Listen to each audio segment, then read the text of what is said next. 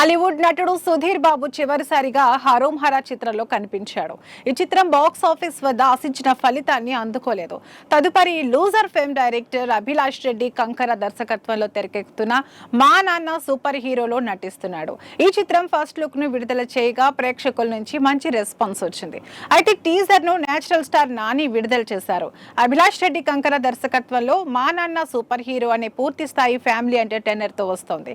భారీ అంచనాలున్న ఈ సినిమా దసరాకి విడుదల కానుంది.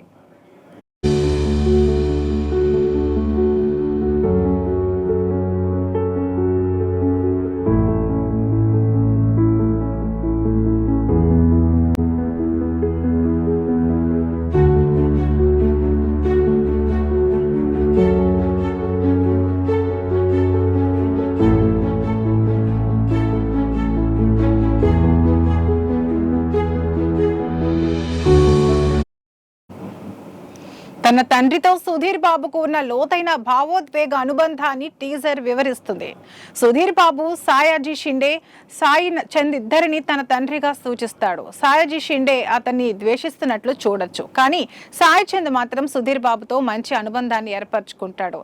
తన కుమారుడికి క్యాన్సర్ ఉందనే నెపంతో తన తండ్రి ఒకరి దగ్గర డబ్బు తీసుకోగా సుధీర్ బాబు సానుకూలంగా స్పందించడంతో టీజర్ ఆకట్టుకునేలా ముగిసింది. తండ్రిని ఎక్కువగా ప్రేమించే కొడుకు పాత్రలో సుధీర్ బాబు కూల్ గా కనిపించాడు. సాయాజీ షిండే, సాయి చంద్ విభిన్న పాత్రలలో తమ ఉనికిని చాటుకున్నారు. టీజర్ లో రాజు సుందరం పాత్రను కూడా పరిచయం చేశారు.